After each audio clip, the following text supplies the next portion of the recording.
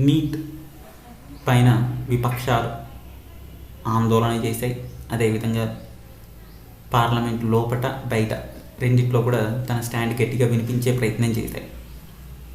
ఇక్కడ వరకు విపక్షాన్ని మెచ్చుకోవాలి. అంతేకాకుండా అధికార పక్షం నుంచి సమాధానాలు రాబట్టేందుకు వాళ్ళు ప్రయత్నించారు. అయితే స్పీకర్ అందుకు అంగీకరించలే, ఆ చర్చగా తీసుకోవాలి.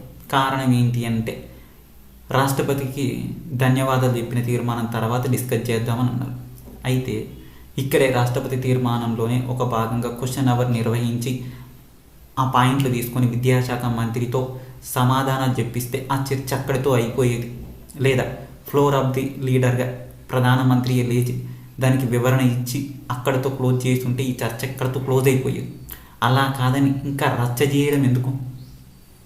నీటిపైన అర్థవంతమైన చర్చ జరిగి అందరి అభిప్రాయాలు తీసుకొని నిర్ణయాలు తీసుకుంటే సభకి ఉందాతనం ఉండేది. ఆ తర్వాత రాష్ట్రపతికి తీర్మానం చేయడం, ధన్యవాద తీర్మానం జరిగేది, సజావుగా సాగేది.